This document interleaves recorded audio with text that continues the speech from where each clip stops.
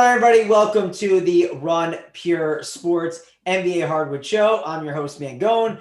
I'm back with the Tuesday crew. We got the good mojo going. We got Big T. We got JT Hayes. JT, it's been a while since we've seen you. How's it going over there, man? It's going great. It's going great. It's a beautiful day here in the ATL. Had a nice Wendy's Baconator for lunch, which I understand you weren't able to get, which makes me sad. But whatever. Went for a nice little run. So beautiful out, and ready for a little NBA tonight. Hang on, JT. So you ate the Baconator and then went on a run. Was that the exact process of your routine today? Yeah, I mean, I gave it some time to digest, of course. I'm not a Neanderthal. But yeah, I had a Baconator, some fries, a Coke, and went on a little 2.5 mile run. So I feel great.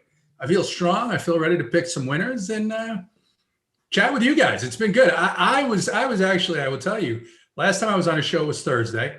It was a great slate. I talked about, of course, my favorite play, Christian James McCollum, and I was just disgusted and beside myself that my partners on that show couldn't find the balls to play him. I mean, it just made me hurt. I did play him. What do you mean? All right, well, maybe you did. Hoop didn't play him.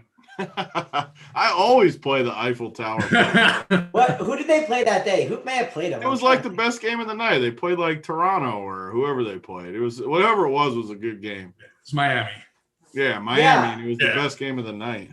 I remember seeing Hoop having him on one of his teams at least. So I remember seeing CJ McCollum on that team. So I think I always play the Eiffel Tower.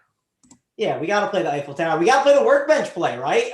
Mr. Daniel Gafford, he did get it done last night, Tony. You can't be upset. It was definitely a victory. Yeah, I mean, absolutely. It was. I mean, you can't. First of all, he got there. Second of all, he got injured.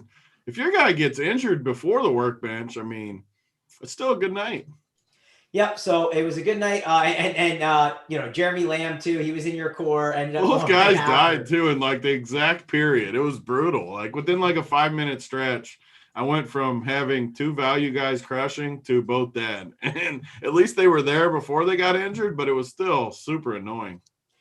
Oh, yeah, it was definitely tough. But at the same time, there were still tons of great screenshots in the lobby. I do want to talk about in our Discord chat, we had, I believe it's Jet Owens. I want to make sure I pronounce this right. It might be Jet. I can't remember which one it is. It is Jet. So Jet Owens, he put up a $20,000 win last night. He was in the Discord chat. He played the 2-game late slate. And he used the core plays, right? AP, I think, posted a core and got the winner there, won $20K on that late slate. And then looking at this other team here, it was a nice little team from Eric G. He brought home 3.5K. It was nice to see that. Both guys had the logo on as well, which we love to see, right, Big T? Got to get that logo on the in the DK and FanDuel lobby, right? Yeah, and it just sticks out. It looks good at the top of the leaderboards where the logos always end up. Get that logo. The logo pops on there. Look at it right now on the screen. That Run Pure logo looks good up in that one hole. It's where it belongs. 20K, Jet Owens, one hole. Eric G, 4th, 3,500. That logo looks good on there. Even in 4th place, it looks good with that 3,500 next to it. Yep, you can grab that in the Discord chat. And it looks good when you got them all together, right? When you get a bunch of them, it looks so good. That's most nights, too, where all those logos are up top. Yeah, JT, you got the logo on, right? Over at Run Pure Sports. You got to have it on your That's hurtful, man, going. You just asked him if he's got that. Of course he's got that logo. I don't know if Tony Snell's on it, right? I have no idea. There's big loyalty to Mr. Tony Snell, so I got to make sure. I mean, that is whoa, you talk about hurtful. I mean, I feel like I just been stabbed in the chest, in the back, in the nuts. I mean, yes, of course I have the logo on. My God, man, going. Yeah, I know you just woke up, but come on, get right with it.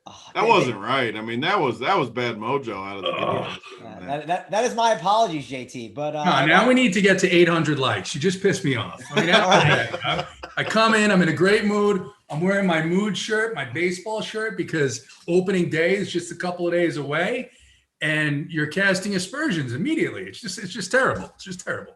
Yeah, so I won't do that again. My apologies, JT. And we do got baseball around the corner. And if you haven't signed up yet at Run Pure Sports to get in on our content, you don't just have to sign up for the baseball. You get it all under one price. For $80, you can use the code HEATER25 to get 25% off your first payment. That's for the monthly charge. We got weekly as well. So Be sure to check that out over at Run Pure Sports. We got all the baseball content coming. We got NFL, or not NFL, sorry. We got NBA.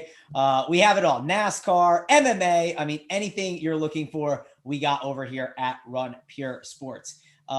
Tony, I want to talk to you a little bit about this slate. It's a 4-gamer, right? And it's one of those unique ones. We need to talk about your boy De'Aaron Fox last night before we do anything. Well, let's talk about it. I want to give you the stage for a second. What are you going to say?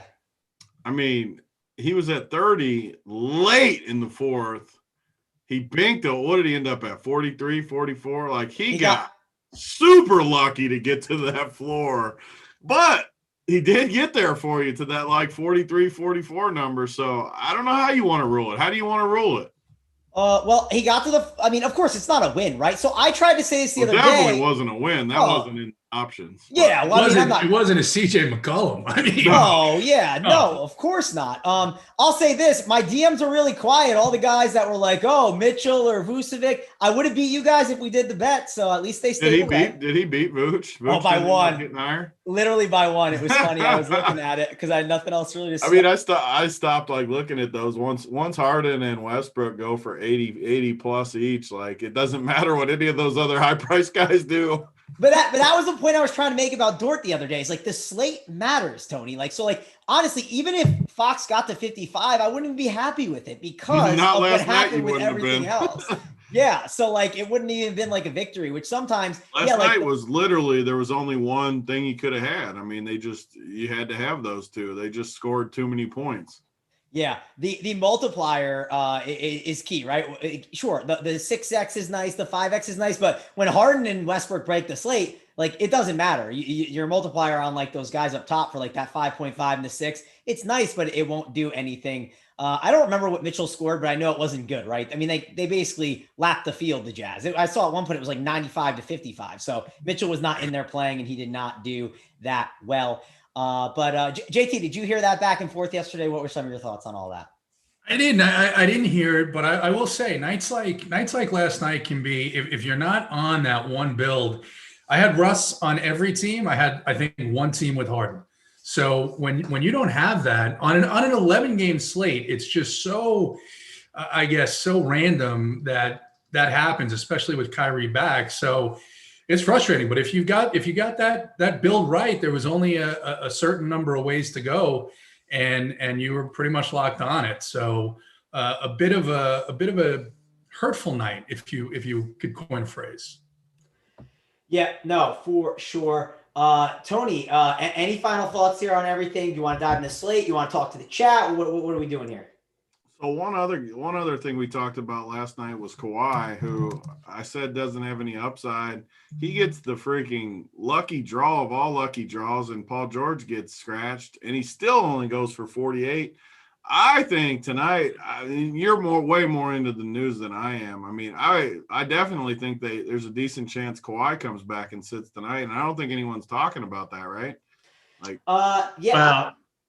I mean, no one publicly, but in chat today, I think around 2:00, I actually said last night, I thought they would play last night and sit tonight because of the matchup. I mean, they could sit Kawhi, PG, Zubac. They could sit one of their point guards and still probably easily beat the Magic. So midday, I said, I'd be shocked if one of these two guys don't sit. It's the Clippers. Ty Lue has been what I expect, right? One of the worst at this with news. We've seen this, I think, 3 or 4 times in the last month where like 15 minutes before lock, 20 minutes before that game locks, boom, someone's ruled out. Yesterday, no indication whatsoever about PG until he was ruled out. The midday report had George as questionable. And you're right. I would not be surprised at all if they flipped it and said, okay, PG is going to play and Kawhi is going to sit.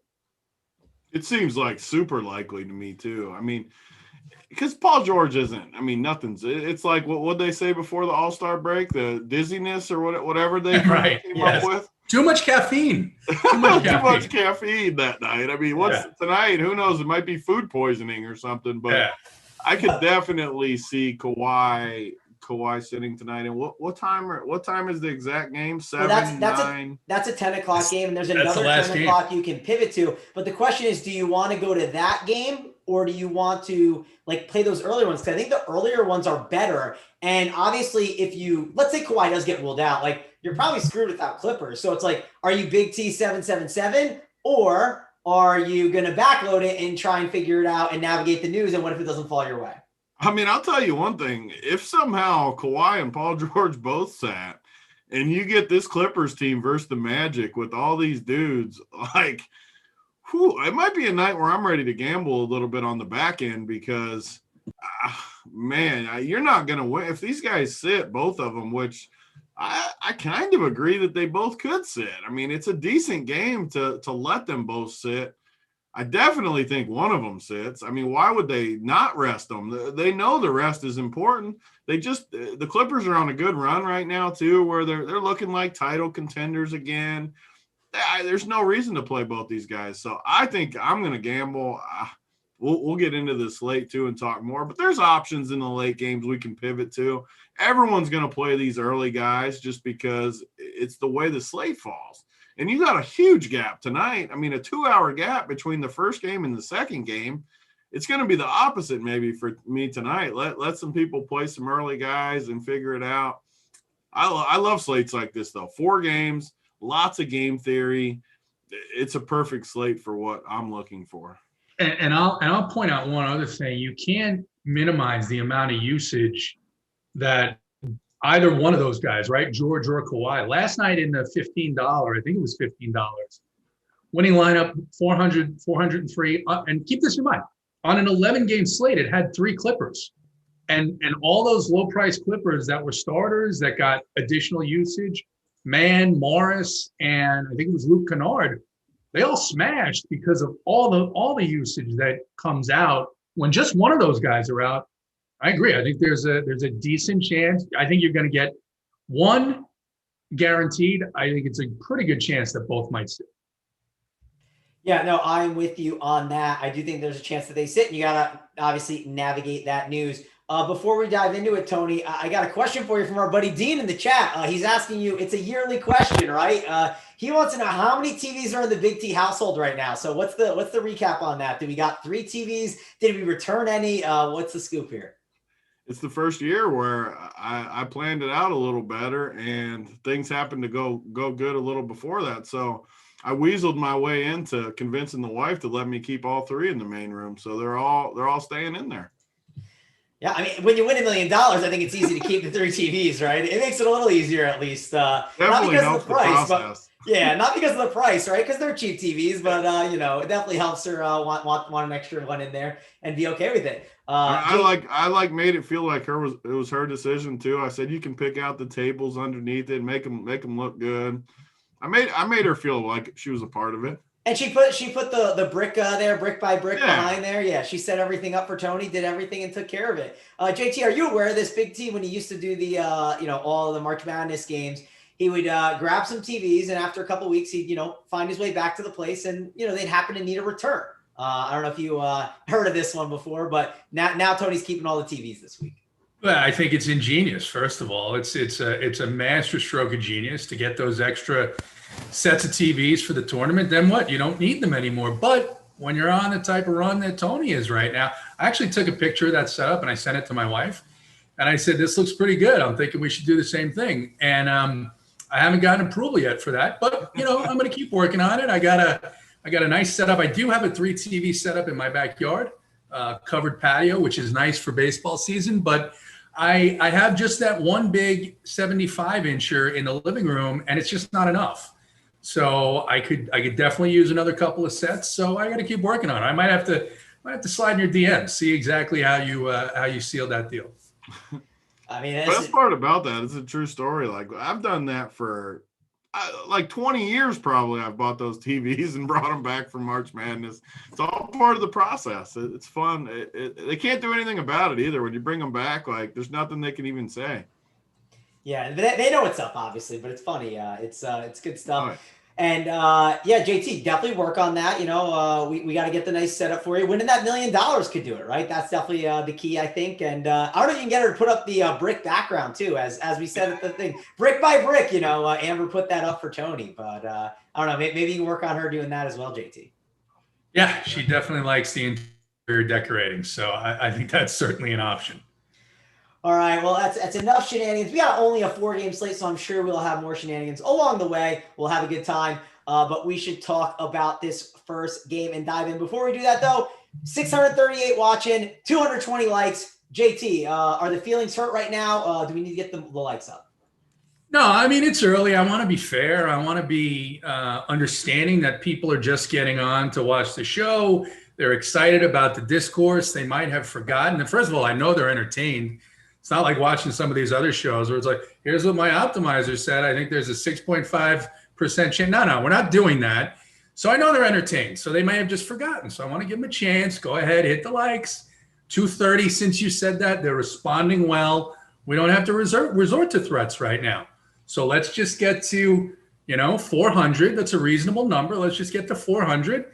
And then if we're not at 400, let's say at 525, maybe we'll have to have another talk. All right. I love these other sites too, because there was some stuff on Twitter yesterday. Some of our people that watch the shows and follow the content were kind of talking about some of the sneaky plays like Gafford. And some of the other sites chimed in a little bit like, oh, I don't need that. Like anyone can come on here and say to play the obvious plays. I mean, that's the easy part. That's what these other sites give you. We're going to go more in depth with it. We're going to give you some 1% plays. These other sites, you'll fall asleep watching them. So we'll try to entertain you a little bit. Anyone can read the projections. How hard is it to freaking go on there and read who the obvious plays are? I mean, that's boring. Yeah, no, we can definitely entertain you. Speaking of entertaining, we got K Fallick says we have a 4-game and we have lots to discuss. K Fallick, don't bore us with your charts, but save those for the Discord. We don't need the charts. K Fallick needs a new joke. That's his joke he says every day with the speeding it up. Come on, K. Come on, Fallick. Yeah. What is he saying? Because we learned a little something about K Fallick today. What did we learn? What's he saying? What's he saying? Oh, he always has that same joke where he's like, it's 4 games. Stop talking about the other nonsense. He tries to speed us up. He doesn't like the chit chatter. So we have our feelings, JT, and we were about to move on, but now I don't want to move on. Now I think we have to. I think it needs to be said. So we have one of the many beauties of RPS, Run Pure Sports, is that we've got a very diverse community, and there's a couple of guys, very good players, who are devout in the Jewish faith. K Fallick, I thought, was one of them. Didi Pensack is another one. David Pensack, good buddy of mine. We had lunch a couple of weeks ago. Whoa, good buddy of yours. You guys are good buddies? We went to lunch, Tony. That makes us good buddies. I mean, Would you disagree? No, I agree with that part. All right. So we went to lunch, and, David's very clear. Friday from 3 o'clock on, he's out. You don't see him until sometimes late Saturday, sometimes Sunday. And Fallick, and so David told me and reminded me, I grew up in Brooklyn. I grew up around different faiths, the Jewish faith. And so I understood a little bit about what eating kosher meant. And David taught me a little bit more. And then Kevin Fallick was talking, and I said, I went to Wendy's. He said, oh, that's hurtful. You're not keeping with us, Jewish people. You're not supposed to have unleavened bread because it's a holiday. And I said, all right, whatever. I'm not Jewish. I'm not really. I said, I'm a recovering Catholic. And then I said, what's for dinner tonight? And he said he was going to Ruth's Chris Steakhouse, which I love, but they drench the steaks in butter. And so it was just disappointing because we learned that Kevin Fallick, who's great, and we love him, but he's a fraud with his faith. And it was eye-opening. It was disillusioning. So I don't know what else to say. And he didn't seem to be troubled by it. He was like, I'm kind of a reformist. If there's something that I want to do, then I do it. And if I don't, then I don't. And Pensack was kind of like, I don't want to get involved. I knew he was embarrassed for the faith. So I didn't even go on. I just let it go. But we learned something about Kevin today. Yeah, we always learn something about Kevin. And when he wants to do something, he does it. Even if we tell him the Spurs are a bad play, he still dives in and just plays them, right, Tony? Oh, yeah. He loves the charts. The Spurs still haven't got there like a month later. They're still waiting for the charts to take over a little bit. I think Murray finally got there yesterday. I think it was the first time. I played him on FanDuel. He was a good play. Like, he still only got like low 40s, though, I'm pretty sure. Did he? I saw his stat line was really good. It was like 28. He was crushing. I played him. He was in my core on FanDuel. He was low owned. I loved the play. He was crushing, too. He was at like 38. I'm like, maybe this is the night. And then he just died. I don't know what happened. He finished with like 43 or something. He had 30 at the half, and I was so excited because he was 2% owned, and I had him in my main lineup as well. And he, like you said, I don't know, he took a nap in the second half. I mean, it was kind of disgusting. I feel like it always happens with the Spurs too. No, Murray did not smash Johnny Myers. Yeah, I mean, we have different definitions of smashed. He was good. I'm not complaining. Exactly. Like, he got us low 40s. That was fine. That was missionary. There's nothing wrong with a little missionary here and there, but he did not get full shower time. I'll tell you that much. I will say too, opportunity cost. Like, he took up one of those guard spots. Your other one better had Westbrook, or you did not do anything with that Murray smashing. I'll say that right now. Yeah. That would have hurt you more instead on FanDuel not having those 2 point guard spots. Yeah. I say we've had a good time here. Let's keep the good times rolling. Let's talk about this slate, and let's talk about something that Big T loves to talk about. Mr. Russell Westbrook. Absolutely printed again. Of course, obvious play. I mean, we don't have to say too much about it, but we need the Bradley Beal news, right, Tony? That's going to be obviously big on this slate. I think you're just going to lock in on Bradley Beal, on Russell Westbrook, even if Bradley Beal is in. I think that's how I'm looking to do it right now, to kind of talk about like something that Hoop says on these 4-game slates. Dude, I just sometimes want to just go out there and get guys that are going to get me fantasy points, right? And like, I know Westbrook is going to go out and get his. I know I'm going to get my 60 plus, it feels like, even if Beal's in there, especially in this matchup against Charlotte. And I think Russell Westbrook's someone that I want to have on all my teams. How about you? Did you ask me? Yeah. I mean, it's impossible almost not to play him tonight. That's how crazy it is, because you just look at the slate. We already talked. It's a 4-game slate. We already talked about Kawhi and Paul George possibly sitting.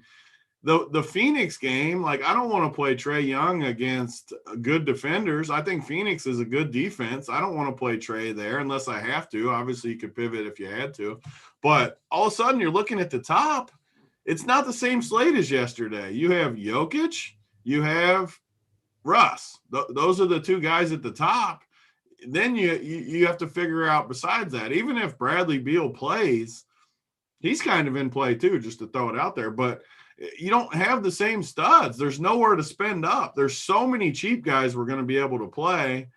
I don't know. I definitely think Russ is a must. He almost should just come loaded on your team. Sure, if you have game theory, you can fade him, but what are you getting by fading him? Like, if he has a bad game and gets 50, that still might be enough on this slate. It's not the same slate as yesterday. I mean, I don't really see a way to get around playing Russ. If Beal's out, obviously everyone's going to play him. If Beal is in, maybe the ownership gets a little less, but either way, I think you play Russ, and maybe you just play Beal with him. I know we've done that in the past against Charlotte, a good matchup. Rui looked good again yesterday too. You can definitely go back to him. And some of these cheaper pieces, I mean, they came through yesterday. Obviously, Gafford rolled his ankle. I don't know if he's got to be officially out tonight. I don't know. But yeah, he's not playing. Hutchison, so how many minutes did this dude play? Because he played a lot of them.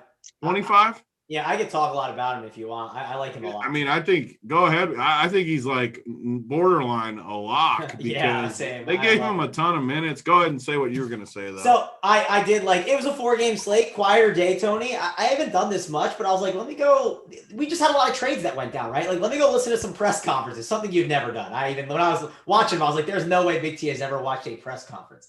Not for the same reasons you are. Like, if I listened, it was definitely not to listen about Chandler Hutchison, but yeah. Yeah, but like, I'm looking for value on this slate, right? So I was curious, like, why did they trade for him, right? And he basically, because I listened to that one too. I listened to Scott Brooks, and he basically talked about how they went out to get Chandler Hutchison because they did not have a guard that can do like backdoor cuts and spread the floor properly. And they said that's something you just can't teach. You just can't teach a young guy like that kind of basketball to understand when to do it. And he has the ability. And if you think about that Wizards team, they did not have like those big long wings that can, work off of backdoor cuts with Russell Westbrook really well. They just did not have that. And now they do, which makes me think he's going to play a ton. And that Gafford injury obviously helped. Hutchinson, he ended up closing as well. And against Charlotte, they're going to need him more because you're not going to see as many maybe double big lineups that could go down because Charlotte's not going to do that. I think Chandler Hutchison is one of the better value plays on this entire slate, Tony. Yeah, I mean, it's tough not to play him. And you got the price. So yesterday, obviously, I played Gafford and I played Jerome Robinson or whatever the other. Yeah, Jerome Robinson. And I kept thinking it was Jerome Robinson that was doing the damage because I was just kind of watching while I was doing other stuff. But it was always Chandler Hutchison. He got like all the second half run, and he's just stone minimum. I mean, he's 3K. The good thing is he's not really popping that much in projections right now, probably because Bradley Beal is projected in on a lot of the projections. But that helps us a little bit. I don't think a lot of the sites are going to have him as a total lock. I think he's definitely borderline total lock. The only downside to not making him just a full-blown lock is back to the original point where there's not the same studs as we had yesterday where, yeah, I do think Jokic and Russ are a priority, which makes you want to play Hutchison, but you don't totally need it like we've needed it in the past days to fit the studs in. Yep. And JT, I see some of our own, Title and G Risen. They're being very disrespectful and hurtful right now. Now, of course, I didn't have to tell you I was watching the press conferences, but you look for those quotes, right? If G Risen and Title are asking me for some quotes on something, we're shutting the door down like I do in the Discord chat. If you're going to be hurtful and disrespectful, JT, you're not getting that information, right, JT? Yeah, I mean, listen, I'm kind of on the fence here. I'm kind of on the fence. I knew it was coming. Tell him, JT. Yeah, I'm just, I don't know. Like it's Scott Brooks. Do you believe a word that comes out of his mouth anyway? I mean, he's been better. He's been better, but yes, no, he hasn't. He's the worst. What are you talking about? So there's worse than Scott Brooks. I can find worse, but yes. But yeah, like there are. Okay, yeah, all right, that's fair. But one of the things that our boy K Falik was up to in chat today was trying to figure out the Wizards rotations. And I got to give him credit. He actually gave up. About 25 minutes into trying to figure out the Wizards rotations, he was like, there's no science here. There's no meaning to this. There's no pattern. I can't do it. That's the problem I have with Hutchison, especially since if he played 25 minutes last night. I mean, this guy, it's Russ, it's Beal, it's Rui. Rui, by the way, took 24 shots last night. Yeah, you go right back to him if Beal is out. But outside of those three, it's kind of like whoever is sitting on the bench and rubbing Brooks's leg at the moment gets in the game, right? So, yeah, he maybe has a bit more opportunity because Gafford's out and he can obviously has one less body, right, to throw in there. But I don't know what Scott Brooks is going to do. There's a couple of – so I think the point about Russ is the biggest usage guy on the slate. I'm interested in hearing what Big T says about the Nuggets with Gordon there and what that does to usage with Jokic tonight on a slate like this. But you've got that massive usage spot, which is Russ. You don't have that on any other team. So I think there's a couple of spots here that I'm looking at that I'm trying to figure out. You know, I'm interested to see Charlotte's starters, right? If Charlotte starts Cody Zeller, you know, he hasn't been playing minutes. They've been going small. They've been playing without a center. You know, that's a spot where I don't think a lot of people are going to play where, okay, maybe we take a shot on them. I think it's a tricky little slate, and I don't know how much I want to put investing in Scott Brooks's ability to play anybody other than Russ, Beal, or Hachimura. Tony, what do you think about Russ, Beal, and Hachimura there? I mean, I agree with what JT's saying. The problem I have is just straight eyeball test. Like, he looked good to me. It was his first game, and he's just stone minimum to where we always say this. I don't know. Like, it's tough to go wrong stone minimum if he doesn't even need 25 minutes against Charlotte. He just looked good to me. Just straight eyeball test. I don't know. Tony, I do another agree thing with what JT's saying, though. Another thing you'll like about someone like Hutchinson, when I was doing some searching on stuff, he tweeted out like one man's trash. Like, so he's all hyped up about this, man. He's like, he's a guy that, you know, fringe player that was with the Bulls and he didn't get a chance. And now he's excited to get a chance. And those are guys I like the roster. I feel like you're always in that camp too, when a guy gets traded and gets a chance to prove himself. I do like it. You bring up concern too, though, because he was terrible before. Like, I've played him before, and he freaking sucked. So maybe my eyeball test misled me last night because I've seen him in the eyeball test past years, and he has sucked. So it could have been a one-game wonder. I mean, I don't know if you could lock him. I mean, you've got Garrison Matthews. I think is min priced on that team. Is he min too? Neto, he is. Garrison Matthews is definitely on my never again list, like ever again, under any circumstance.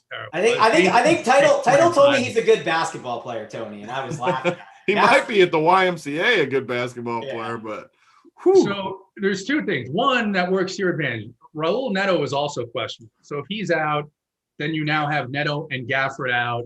And I don't think there's another point guard back there. I don't think he has another guard behind him because Ish has been out forever. And then second, I got to give credit to the creativity of one of our guys, Scotty G. Risen. He thinks that maybe you should, Mangone, come up with on a daily basis a press conference play of the day. He thinks that might be something that the people would really enjoy and gravitate to. And I kind of agree with him.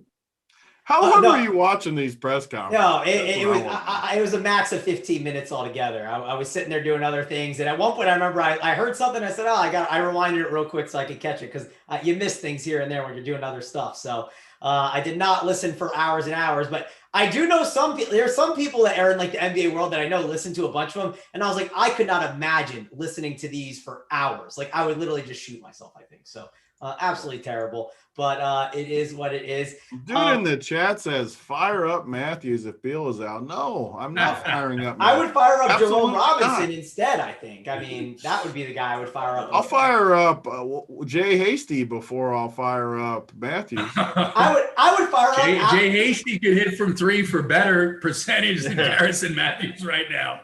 I'll tell you that much. Another cheap guy to talk about is Alex Len or Robin Lopez, right? With no Gafford. And we saw Len have success against the Nets, and everyone has success against the Nets, and everyone has success against Charlotte, right? Is he another cheap guy you can go to, Tony? Or maybe even Demi? He's someone at 3,400 that got 24 fantasy points last night. There's definitely a lot of ways to go here, I think, with these Wizards. Yeah, I mean, this game is going to be a ton of value. Even if Beal plays, I think some of these guys are in play. Again, it's a 4-game slate. And if I'm just looking at it just from a perspective that's just say for some reason Paul George and Kawhi both played, which I think we agree that we don't think they do that. But as of right now, they're both in there. If they both played, just say that. I don't have any interest in those last 2 games. Just saying that's the way the slate played out, which as of now technically is the case. If you're avoiding those late 2 games, I mean, you're going to have to play some of these Washington dudes with Jokic and Westbrook and Beal and these different guys. So, but when you look at it, how we look at it at Run Pure and we look deeper into the slate, I don't think those guys play, at least one of them, probably both of them. It opens everything up where all those Clippers are very good plays, and it makes the Washington guys infinitely worse plays. But that's where the gambling comes in, and that's why, especially me and JT, going more this year in tournaments. But in a tournament approach, we can gamble on it. We can say Kawhi and Paul George, or at least one of them, is going to sit. If we're wrong, you know what? We'll find a way to patch together a team. Maybe we get lucky and min cash. But if we're right and those guys sit, we're sitting on a just total gem because everyone was playing Denny and Chandler Hutchison and these guys. We're going to be able to play Terrence Mann and Reggie Jackson at 4,900. And these guys that are going to have, even like Luke Kennard is a way better play. I mean, all the Clippers, if these dudes sit, the Clippers are the total nuts, and you'll want 4 or 5 of them on your team. Yeah, and they're guys with actual upside, not a guy that you're hoping gets you to 20 or 21. So you can say, all right, I got 7 extra from this guy.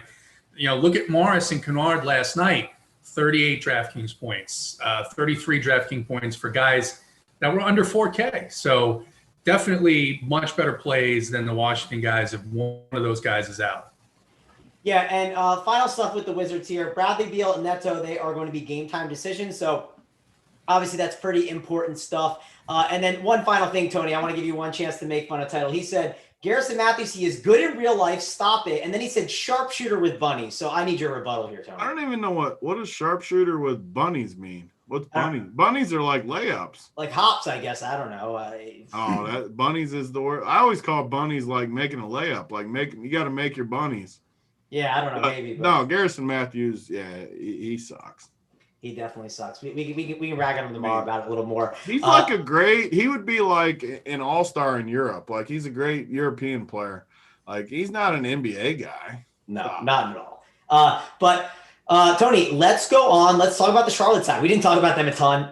Definitely need to break that down a little. Gordon Hayward's pricey, Rozier's pricey, but they are in a position where it's Washington, right? It's a good spot to run it back. You did it yesterday with some of those Pacers. Are you doing it with these Hornets at the price tags?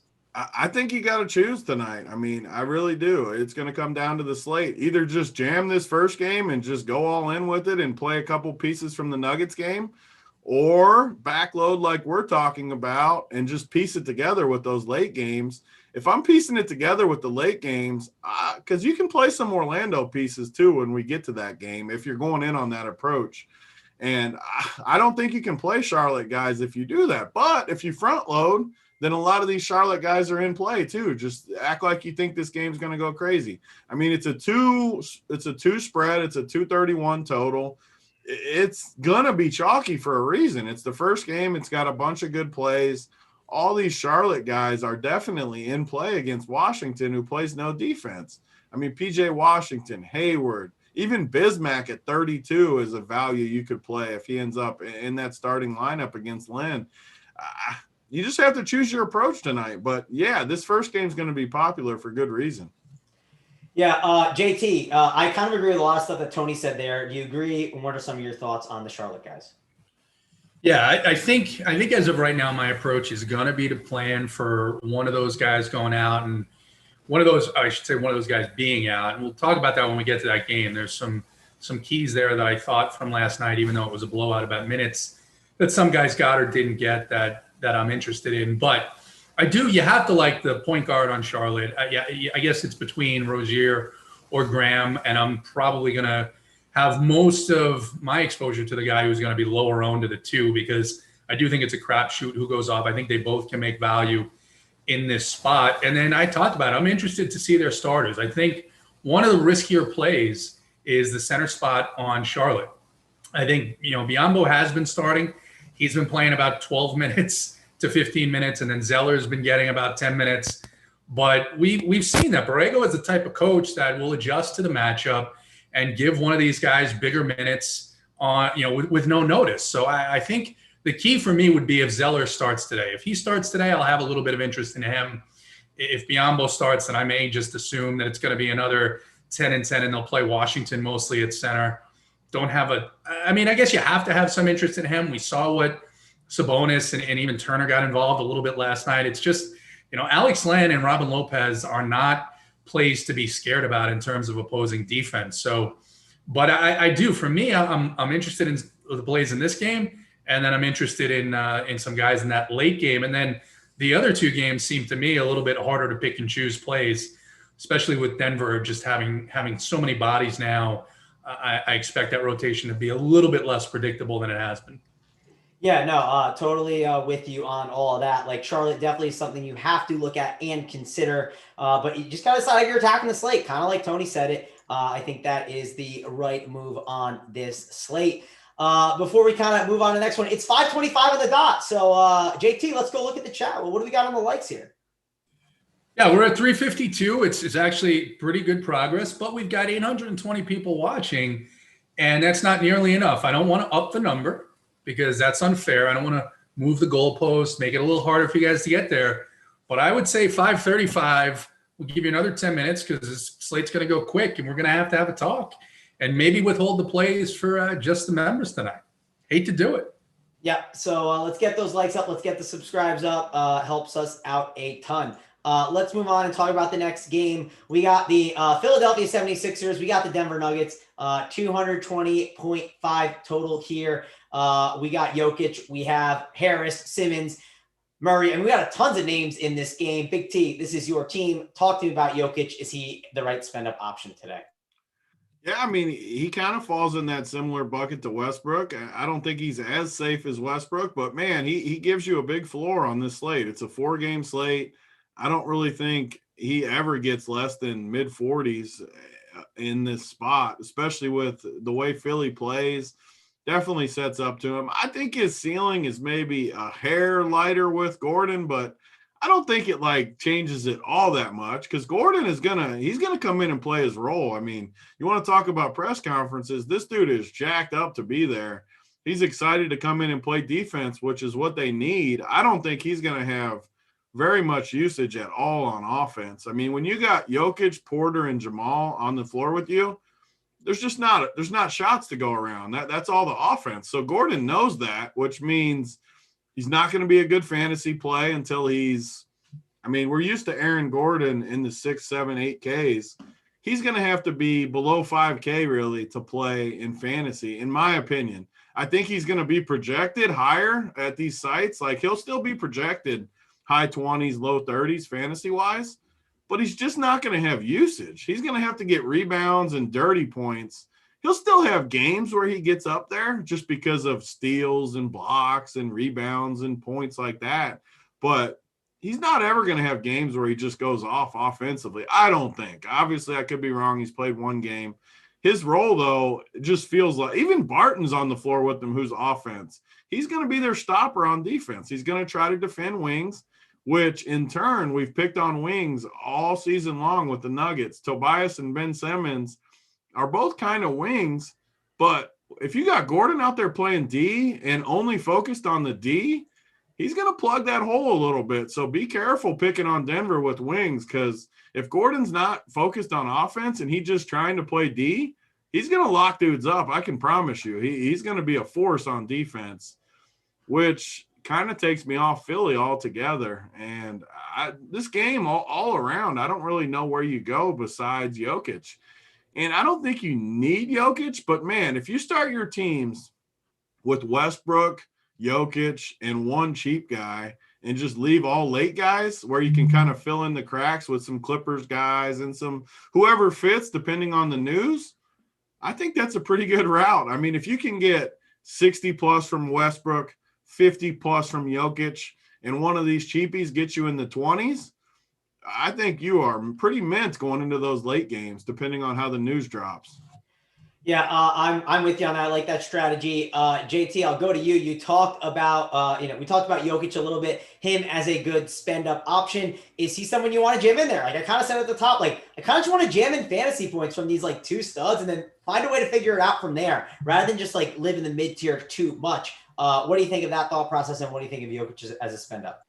Yeah, there's nobody on Philly that's going to be able to stop him. So it's not necessarily that. It's more, are they going to try and work this offense a little bit more to get a flow? Are they going to try and let Gordon get involved in the offense? And if he's there mostly to play defense, then yeah, it's definitely less of a concern. But I think outside of him, like Will Barton at 5'8", I don't see him, even though shooting guards have been good against Philly, I don't see him hitting his ceiling in this spot with all those guys and all that other usage. I don't see the backups really coming into play here. I know JaMychal Green, who was out of the rotation, then really, had a big game in that blowout against Atlanta in only 14 minutes. But it's just both sides of this. And then you look on the Philly side, I'm not interested in Tobias at 8'5" in this matchup. I think there's less of a ceiling there. Simmons, same thing. And, who else on this Philly team? I mean, not going to go with the center, right? Howard's been ejected 2 games in a row. Let's see if he makes it 3 tonight. So it's just not a lot of interest there in terms of players at price points that I think can get a ceiling to get into the top 5 in one of these tournaments. Yeah, I think that makes sense. Jay Smitty's asking in the chat, JT. He said, no one high on Capella. Can we give a little lesson on the show? How does this show work? Are we on Capella yet, JT? Give me a little rundown. Go in there and type not high on Capella, like not high on Chris Paul. Yeah, I'm not sure. So JT, I don't know. Do you want to give him a little run through? What is this show about? Like the order, we do some shenanigans, we go game by game, right? That's kind of how it works around here. Yeah, I mean, what's his name? JJ Smitty. All right, JJ Smitty 2125. So we kind of get loose, right? We get to know each other a little bit, see how everybody's day went, talk to the chat a little bit. We told a little funny story about one of our coordinators. Then we talked a little about the slate. But I'll tell you what, we're going to get to Chris. We're going to get to Clint Capella. We're going to first go to John Wall next. Then we're going to talk about Steph Curry. Then we're going to talk a little bit about the GOAT, Tony Snell. And then we will talk about Clint Capella. So he's up. He's 5th. He's coming up 5th. Don't go anywhere. Hit the like. Don't hit it twice. I was going to say hit it twice, but don't, because it takes your like away. And we don't want you to do that. So just be patient. We're going to get there. Yep, we will get there. We got news. Jerome Robinson will start again if Bradley Beal is ruled out. So that is news that we obviously are waiting on. Tony, any final thoughts on this Nuggets Sixers game? Obviously, it's a 9:00 game, right? That's very important as well. And if you lock yourself into these guys, we should get news by 8:30, right? About the Clippers stuff, at least the first update. You always get an hour and a half before. They do the coach press conference that everyone hates. That happens every single time, the pre-conference. So that's obviously going to give us all that news. That's important. How would you approach this with the George and Kawhi news? Like, do you want to get on this game if it sounds like both of these guys are in? I just don't see it with this game. As far as the stud prices, like, I just don't see it. I think I'm glad this game is the middle game because I'm going to be watching the college stuff too. I'm going to basically check out from 7 to 9:30. I'm going to pop back in, check the news, lock in my NBA teams as that second game's getting ready to start for the college. My night kind of writes itself. I'm going to ignore the Nuggets. I mean, obviously, I'm going to pay attention if someone's out and make those adjustments. But as long as these lineups, which I don't think anyone will be out in the Nuggets game tonight, so there's not much there for me. One thing I will say, though, when they made these trades, I loved Aaron Gordon, but I also freaking love JaVale McGee as a backup big. The dude played 19 minutes the other night, 36 fantasy points. He is literally a perfect fit to back up Jokic. He's going to play every single night 14 to 20 minutes during the regular season, at least. Maybe they bump it down a little bit in the playoffs when Jokic goes up to 38 to 40. But if he plays consistently like 15 to 20 minutes in this offense with these guys, he's going to crush. And he's still only 3,700. It's a cheap slate. I mean, it's a lower slate with only four games. You can play JaVale McGee. No one's going to play him. It's a tournament. If he plays 20 minutes and he has a little rivalry last year with Dwight. Obviously, they both played for the Lakers. They kind of went to battle all year in practice. Don't be surprised if JaVale McGee is a sneaky crusher tonight on this slate and just get – like if he goes for 36 again at 3,700, you're going to win a lot of money tonight because no one's going to play JaVale McGee.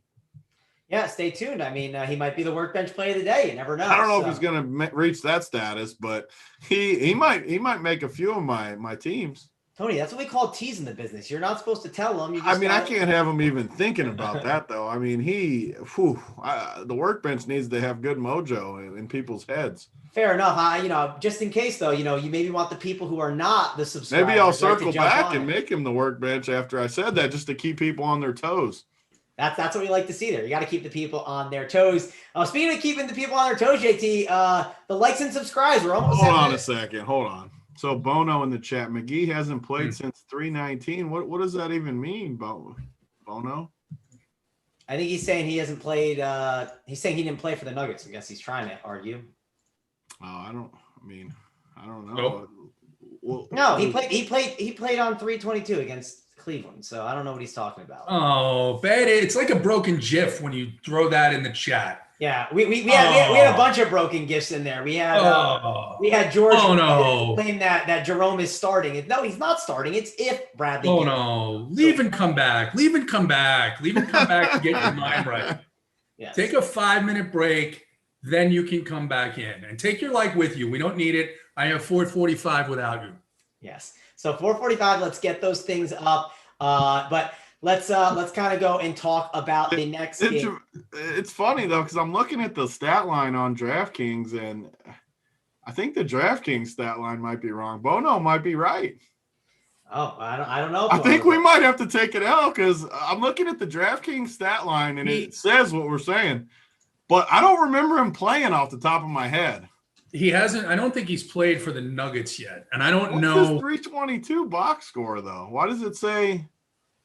He played the game against Sacramento was the last game on the 22nd. Yeah, whatever. The point still stands the same. I mean, on the 22nd, he played 19 minutes, 36 fantasy points. Yeah. Mangone, did you watch any of Mike Malone's press conferences to see? Yeah, that's what we need. Circle back to the press conference. I would never watch him. I think I did it in the bubble watch one time. I think because it was like at the end of the night and it was like on TV. But he is a disaster. That dude. I cannot stand Mike Malone. He's gonna give us no good information there. He's gonna lie about everything. But yeah, that's Mike Malone for you. I got nothing else on the press conference camp for the Nuggets for you guys. But hold on. I know that we got to. This is important. This is important because I think what happened is it was one of those situations where he was cleared and then he was fine and then he didn't get it. For some reason, he didn't play. But I don't know that he was available. So Gary's in chat. Gary, get on the beats. What's going on with Javal McGee? We need information. Why did he not play the other night? What's going on? And we need a chart too. We need a K-Phallic chart as well. Yeah. Well, I mean, what's the chart? The chart's going to say 0. He's going to do something sarcastic if you ask him for a chart and say, here's all the minutes and McGee's at 0. And you don't want that. We need good mojo. So what about maybe a little chart about what's happened the last couple of times when McGee has played the Sixers? That would be helpful.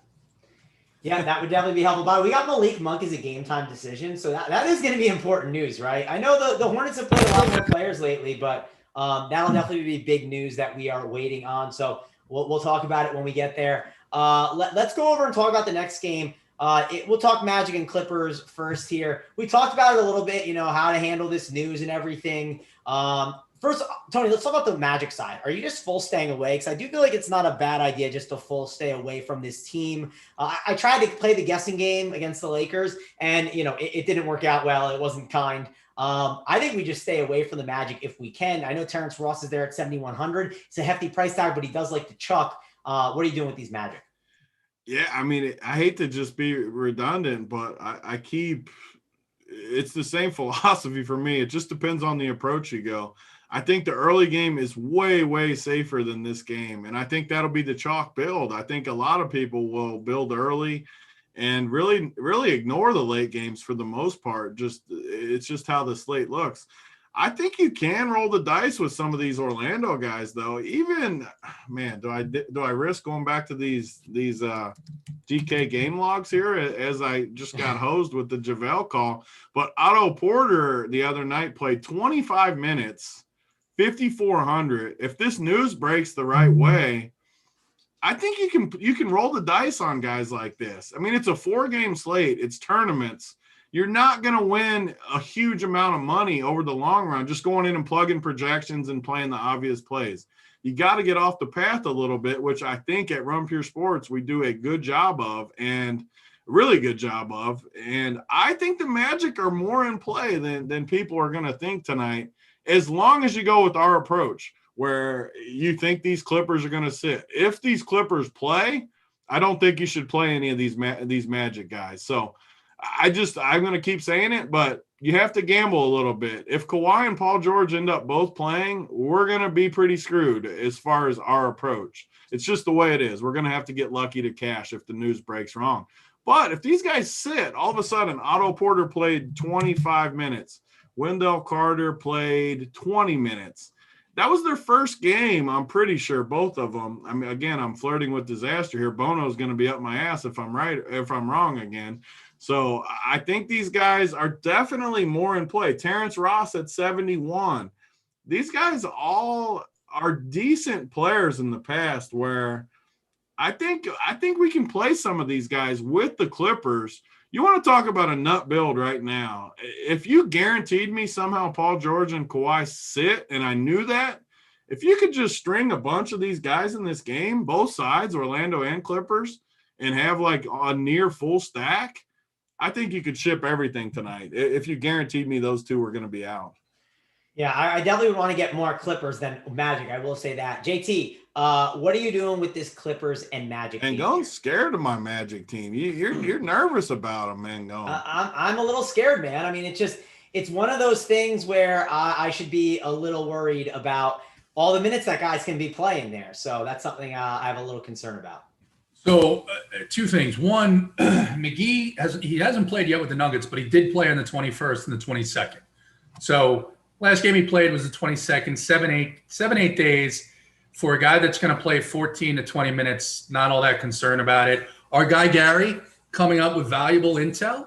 He says that Atlanta plays small with their reserves, and that's why McGee did not play.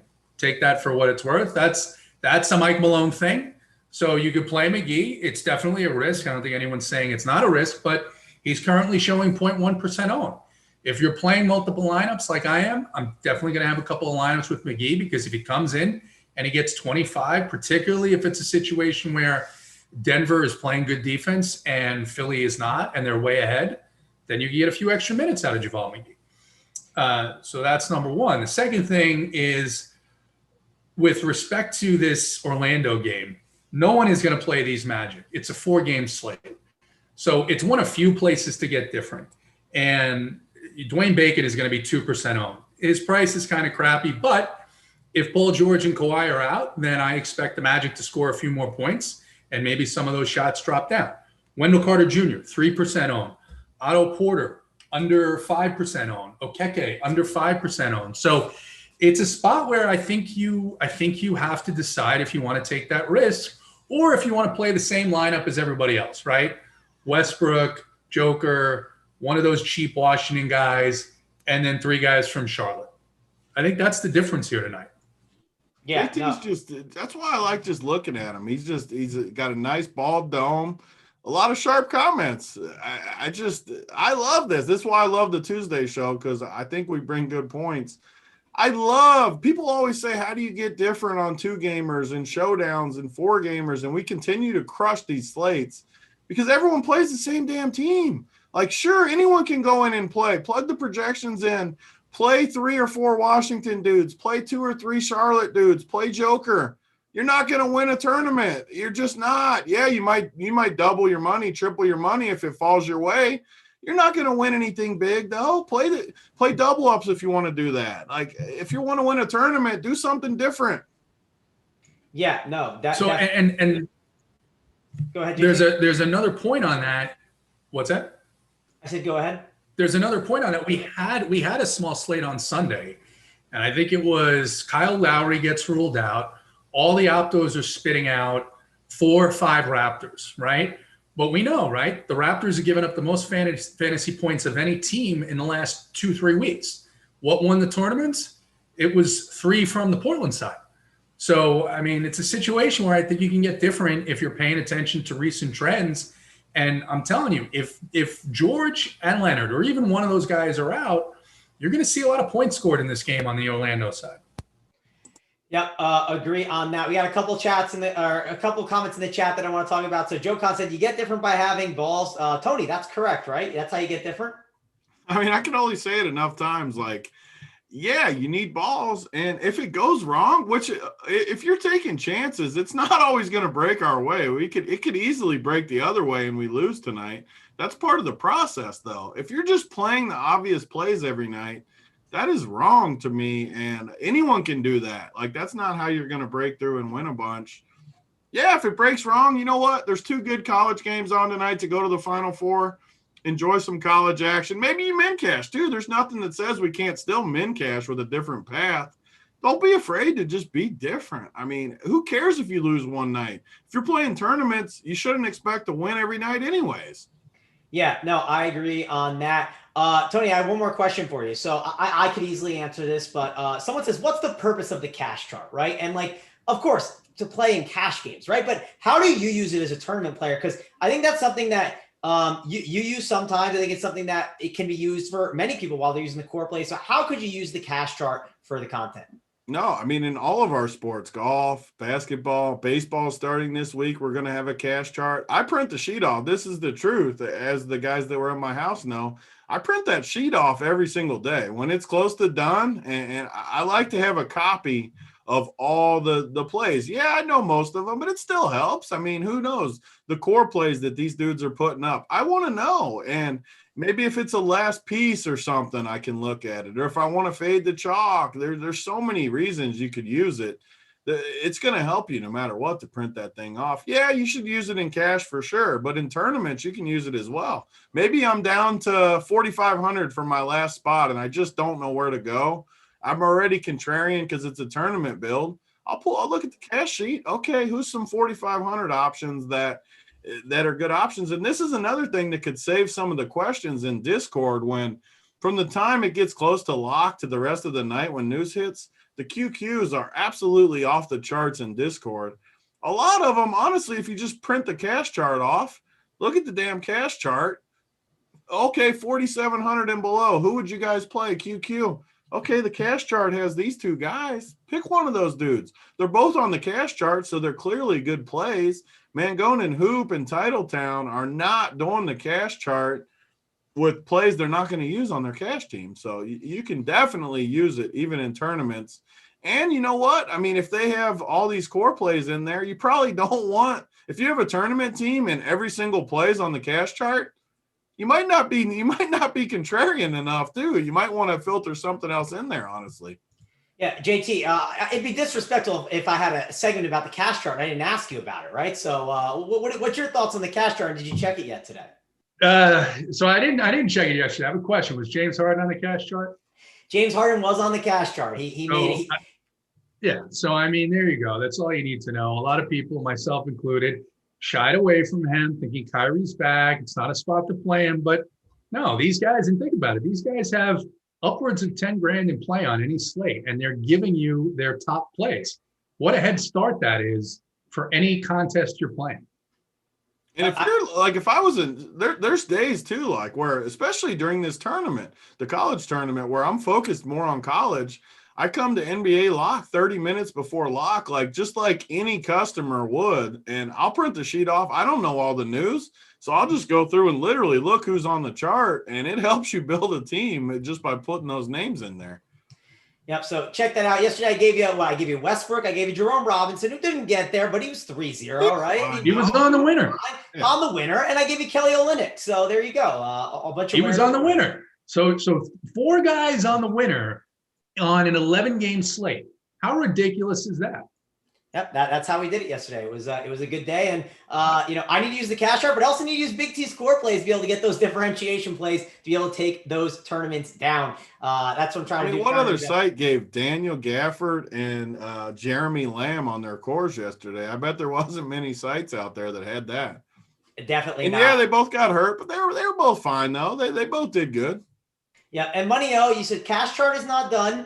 Get to work. I gave you some plays so you can get started. But listen, Rome wasn't built overnight, okay? We're going to build this thing up. We got time until lock, so I'll be in the Discord too, making sure to get those winners for you, Money O. I just put the playbook up too. It's a progress. We're doing the show. We're doing it. I mean, everything's up. I got to put a few descriptions in, but the playbook's up now too.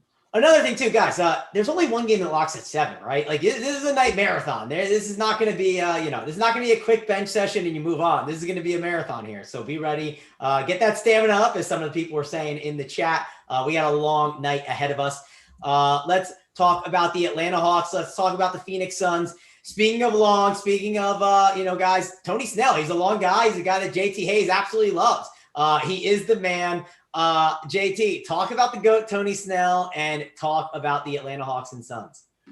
Yeah, so one of the guys that should never be on the cash chart is Tony Snell. He's the ultimate tournament play, obviously, but I don't want last week, I think we had a couple of people roll out Tony and Snell and Tony and Cash, I should say. He didn't get there that night. He's one of those guys where it's got to be the right slate. It's got to be the right opportunity for him to crush, but this game, I've been trying all day to kind of find things to like in this game. I even took a look at the Hawks' schedule, seeing maybe is this their last game on the road trip? They just got beaten pretty badly in Denver. Phoenix won an overtime game in Charlotte. I don't know. The pricing, the only pricing plays that I like, and someone, I think this was tweeted out today by someone else, but it's something I've noticed is that the Hawks are playing – one, they're playing better defense under Nate McMillan. They have a lot of bodies. They're pretty much fully healthy now. Even DeAndre Hunter is back tonight. But they're playing very slow. They're dead last in pace in the NBA in the last 12 games. Phoenix is this year pretty much bottom 5 in pace. So it's going to be a slow game. It's not going to be a particularly exciting game is my read on this. There's a couple of price plays. Someone asked about Clint Capella. I think he's 7.3, 7.4 on DraftKings. The guy that feels mispriced to me Although, again, it's a big risk, is John Collins at 7K on DraftKings. He's had these big spots. I think Capella is questionable. So obviously, if Capella were to get ruled out, then we would definitely be a lot more interested in John Collins. But overall, I know that Kaminsky got ruled out. So maybe you take a look at a guy like Cam Johnson, actually, who's 3-2 on DraftKings. So other than that, I just don't see a lot to love in terms of potential ceiling pieces on this 4-game slate. Yeah, this is not my favorite game here. I don't know exactly what to do with it, but it is a pivot, right? Just in case some things go wrong. So that's at least nice to have with that Clippers and Magic game at the same exact time. Also, I don't talk about the Showdown content enough. This will be the Showdown playbook content today. So if you want to get into Showdown, Hawks and Suns, that's definitely a way to do it. Big T, I'll head on over to you here. How are you handling this game? Yeah, I'm treating this game strictly based on the Clippers news. If the Clippers news hits right, I'm going to fade this game basically completely. I mean, Capella and Collins, the issue I have with Collins is he's not cheap anymore. I mean, he feels like, he's what, 7K on DK? He's 8,200 on. How in the world is he 8,200 on FanDuel? That's a hurtful price point from Collins. But Phoenix plays pretty good D. They're favored by 7. I am going to completely fade this game unless the Clippers news hits wrong. If these guys somehow play, I'm going to have to pivot onto some of these guys. Even like Jay Crowder at 4,900, I'm going to have to grind. I'm going to have to go from chasing upside to trying to grind out a min cash or something with some of the cheaper plays. Jay Crowder and Cameron Johnson and, basically anyone. DeAndre Ayton, chase a floor with him. Bogdan. All these guys to me are more floor plays than ceiling plays. And I'm not going to go there unless the Clippers news breaks wrong for me. Yeah, no, I think that's a good way to approach it. Guys, if you could hit the like, hit the subscribe. We got 891 watching. We need 5 more likes to hit that 500. Obviously, we have the plays of the day coming up next. But after that, we got JSU, we got Holden. They will be giving you the final countdown, breaking it all down, leading you up to lock. And I said this on the bet show with JSU today. Like, if you don't have a chance to be able to catch that show with JSU, catch it at like 7:15, right? Because he's still going to mention some stuff that you can go back and rewatch the game, and maybe it'll give you some information that you might need if you can't tune in then. So be sure to check it out, though. It's an awesome show. It's a must watch because JSU, as Big T says, one of the best tournament players in the world. So check it out. And he is the best at this show. Like going up to lock, after lock with the news where he's breaking it to you. He's telling you how to handle it. He's talking about matchups. You know what he's not doing? He's not ever talking about projections. I freaking know JSU as good as anybody. The dude, I don't think he even looks at his own. I don't think he even looks at projections. Like he looks at them even less than me. Like I swear he doesn't even like consider a projection. It's all breakdowns. It's as good a content as you can have. Like I said, any site can give you projections. And if you're a projections guy, sure, go ahead. Use our projections at Run Pure. Use whatever site you have the freaking projections from. Mix them with the content we give. You're going to win. I said it for baseball today. People think I always say stuff just because it's – I've always been the same way. If I like something, I'm going to talk about it. Whether it's Run Pure or not, I think Cardi has some of the best baseball projections in the business. If you go get his freaking baseball projections, you mix it with what we're giving you for baseball, I don't know how you're going to have a great, great chance to make money over the course of the baseball season. That's a promise. You're going to have everything you could need. It doesn't have to be Run Pure. If we're not for you, pick something else. But it is what it is. I think we do a great job. I trust everyone on the staff or they wouldn't be here, honestly. And we got a great team. We're going to have you more than prepared for every slate you play in every sport. I played tennis earlier. I haven't looked at tennis all year. Susie does a great job on there. We got you covered for one price, every single sport. And now with baseball coming, man, I don't know how you could have a better deal. And we're going to do the up to lock for baseball too after basketball's done, where we'll have who knows what. JT will be on there giving winners with that. We have you covered in every angle. Yep, use that code HEATER25 to get 25% off. Also, we got a free show, right? People love free. We got the golf show tonight. We got AP, Uncle T, and Snyder. And Snyder's been crushing it on the bet side, right? Like So our boy We got to K-Pop, get Snyder talking more, though. This dude goes on there. I hopped on that show after the Millie win. I was calling him out, getting it going, getting the good mojo. The dude just sits there and takes it. I mean, I would be the same way. I'd be super silent if I bet Morikawa over Bryson too. I would not feel very good about that bet. I would hide underneath the rock. But I seen him. He was in my house all weekend, like most of the rest of the crew. He talked some trash at the poker table. He was beating his chest. he was. He scooped the poker table. I've never seen greater success on the flop, and it always seemed to come at my expense. But that's fine. That's fine. I mean, he was beating his chest. Then you get him on this golf show, and he's hiding underneath the rock. Come on, Snyder. We need to see it tonight.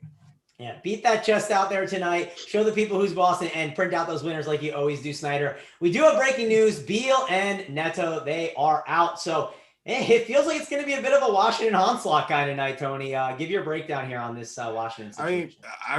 It just convinces it even more that, JT said it best. Like, it just depends on what you want. If you want to play the same team as everyone, go in there, play Westbrook, play Denny and Lynn and Chandler Hutchison and whoever else you put in there, Jerome Robinson, play all these dudes. Yeah, you're going to have the same team as everyone. If you want to win, then maybe fade those guys a little bit and wait for the Clippers news. I say that. I mean, it is tough with those two guys out for these guys not to get there. You can even play one or two of them and only save a few spots for the Clippers or something. Make no mistake about it, though. Washington is a great, great spot tonight. These values are great plays. Don't think I'm saying you have to fade them, because you don't. It's just a matter of what you want to do. They're definitely good plays, though. And Westbrook's a total lock. Like, don't fade Westbrook. If you don't play Westbrook tonight, just close your account and move on to your next pursuit. That's simple. Even if you told me he was going to be 90% owned, I would just say 10% are crazy. He should be 100%. He should be locked. Like you said, DraftKings should not let you draft a lineup without him in there tonight. Yeah. I'm 100% with you. And there was a guy in chat earlier. I need to find his name, because he said he was fading Westbrook, and I just want to give him the warning. Like, you don't fade Westbrook now, right? Maybe you have 515. I wouldn't have done it. That's your choice. I think you would have lost some money. Now is not the time to do it. It was Gerard. He said he was fading Westbrook. Please, Gerard, whatever you do, you're not a sub. You are a sub. I don't know what do not fade Westbrook tonight. Please, please, please. The hard part about the fade, have him do that. The hardest part about the fade, honestly, is he could legitimately on this slate get like 45 and still be in the winner. So, like, it's a near impossible fade. You're literally banking on an injury is the only way he's not going to end up in the winner. Yeah. I mean, he's also motivated. These guys are still in the playoff hunt. He's got a shot to get him in. It's almost like a personal challenge to him to do this, especially when Beal is out. And it does make me a little more interested in guys like Len and maybe even, as disgusting as it sounds, Robin Lopez. I think these guys have like 9 guys. I think the Wizards have like 9, maybe they have 9 or 10 guys. I don't think they have anyone else more than that. So if they start 5, I think they have enough to field a backup unit if they switch them all at once, which they're not going to do. So you're going to see some big minutes from some of these other guys that just aren't very good. But at their prices, they could get you there. Yep, agree. And to make it come full circle, in that dumb press conference I listened to, JT, you know what Scott Brooks said? You know what he said? He said, tell me. It's really hard for me to not have Westbrook play minutes. Like, he fights me on the bench to play 48 minutes every single night. So, which is funny. I want the audio of it. I would love to have the audio of Russell Westbrook cursing out, Scott Brooks saying, you need to put me in the game. It's been a minute. I've been sitting and I need to get back in that game. I would pay a lot to listen to Russell Westbrook's audio on the court. But that we got up to 519 likes. We talked about the 4 games. For the people like Kay Fallick who are in the chat who are going, I need you to get to the games. There's a lot to talk about. It's 6 p.m. We hit it right on the dot, Big T, right? So we got all the shenanigans in. We got all the talk. We got all the news, the press conferences. We made fun of the chat. The chat made fun of us. It was a good time, right? Yeah, and I think we gave a good breakdown, too. I mean, anyone can come on here and say to play Westbrook and play these guys. I think we gave options. I mean, the more I'm looking at these Washington guys, God, it's going to be tough for them not to get there. But we'll find a construction. That's what the Discord's for. That's what the cores are for.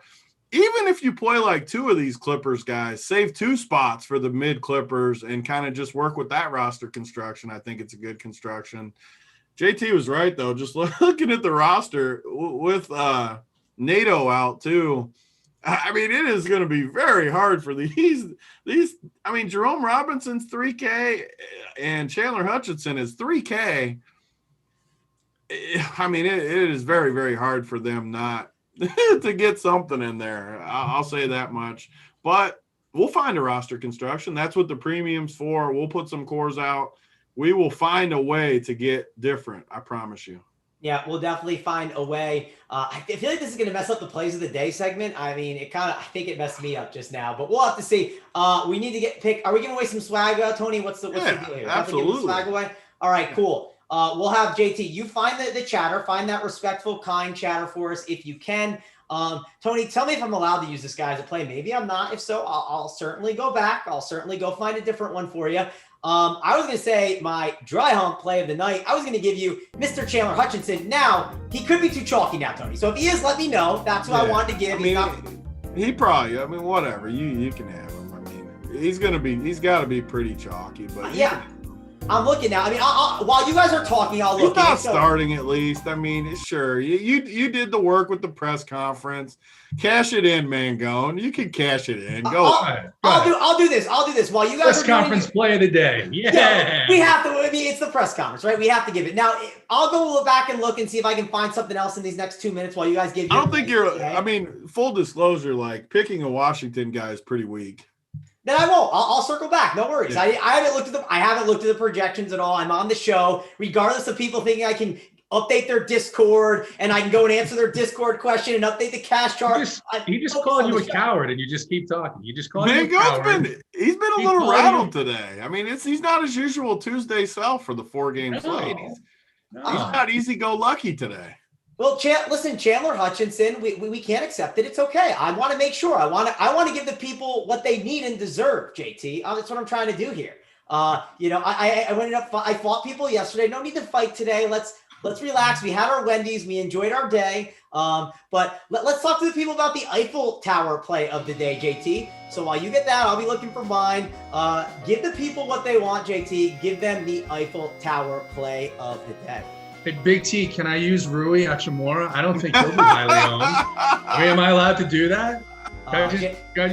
Very, very hurtful, JT. My feelings. Is that not cool? I mean, you could use Westbrook.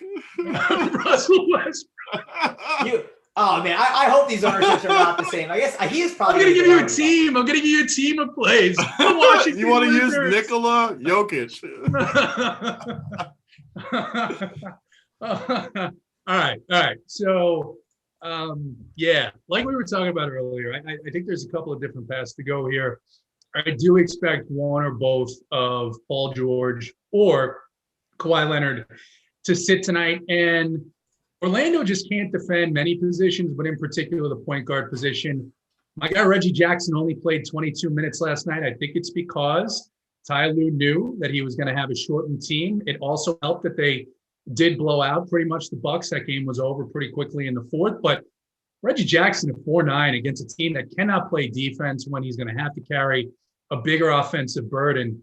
Reggie Jackson's the Eiffel Tower play of the day. You can pair him with Mangone's press conference and dry hump plays of the day, Russell, Rui, and Chandler, and you can be just a little bit different. All right. Ian, JT, I was looking for my play. What did you say? What was your final play there? Are you serious? Yeah, I'm serious. I was busy looking for my play. I want to know. Yeah, just what do you like? That man goes so rattled today. I'm looking for a play. Just tell me what it is. I want to hear. You're not paying attention to me? No, I'm not. I ignored you after you hurt my feelings too much. It's JaVale McGee. JaVale McGee. There we go. All right. So Mr. JaVale McGee is the play of the day. Oh man, too good. Big T. So the people want it, right? They got Daniel Gafford yesterday. Even though the injury happened, we still got it done. So who's getting us to the workbench? Who's giving us the winner on the 4-game slate? Give us the workbench play of the day. Before I give the workbench, we got Isaiah Hickman in the chat. He said, I'm a longtime fan listening to you guys since the RG days. I give all the likes I can. Good mojo. I'm a customer of RG, but if I won the gear, I would start my Run Pure subscription today. Okay, big boy. Send me the subscription. I'll send you the gear. Send it over. Send me a thing. shows you're a subscriber, I'll send it to you today, my man, because I like the good mojo. But workbench play of the day, man, I got to go with the Clippers guy for sure. And really the only option for me is Terrence Mann, 4,700. He's looked good. Our boy Fallick, we talked about him earlier in the show. He's been on him a little bit, even before me. He's looked good. And the good thing about Terrence Mann is even if somehow the news breaks wrong, he's still going to play enough in a blowout spot where I don't think he's going to kill you either way. But if these guys somehow sit like we think they can, he's going to crush just like Reggie Jackson is. And like always, the Eiffel Tower, sometimes these plays kind of mix and match with each other. If the news breaks right, I think the Eiffel Tower and the workbench are going to come together again tonight. You can absolutely pair those two guys. And if you play Reggie and the news breaks wrong, just easy swap out with Terrence Mann. All right, so we just got news. I think Monk, who's previously probable, is now out. So he is going to be out. That's pretty big news. Tony, what does that do for you on the Charlotte side? Yeah, I mean, it might clear up a little bit of Charlotte's going to be tough for me to really go super heavy on tonight, just because they still have a decent amount of bodies in there, and the other plays are just better for me. If you assume the Clippers like we are, yeah, if you want to play the all early game, the chalk route, the Big T 7-7-7, I mean, all these guys become better plays. Devontae, Rozier, basically everyone on Charlotte becomes just a slightly better play with Monk out. So, yeah, you can go to any of them. Yep. JT, what does that do to Charlotte news? Any updates for you? What's your final thoughts here? Yeah, I mean, I liked Rozier and I liked Graham quite a bit just because of the way it works. I mean, now, whoever backs up, Russ is going to play 42 minutes, but there's just not a lot of defense there to stop these guards. And people are talking about Miles Bridges. He could be fine, but I think he's priced up tonight. He's coming off a pretty good shooting game. So I think for me on the Charlotte side, Rozier, Graham, maybe PJ Washington, and then I got to take a look and see. I know one of the Martin brothers stepped up and played quite a bit the other day when Monk was out. So I might take a look at that as well, depending on his price. Yep, think that makes sense. And just looking at all this stuff updating, everyone is just going to lock into all this injury news, right? They're going to be too scared to go later on to some of the other news. Don't be afraid to backload a little bit and take a shot, right? You don't have to backload your whole lineup, but take a chance. Take a shot. I'm going to take my shot with Mr. Reggie Jackson. I like Terrence Mann too, who Big T said. I think Reggie Jackson's a great player. Oh, this is perfect. Oh, it's so good. Why? Is he a high-owned play? You heard me right now. This is the best show ever. Why? How is he a high-owned play? The Eiffel Tower, you donkey. Oh, it's so good. He said it was JaVale McGee. So, that's actually amazing. Because you weren't paying attention. Wait until you know what? As soon as this goddamn show is over, I'm calling your grandmother.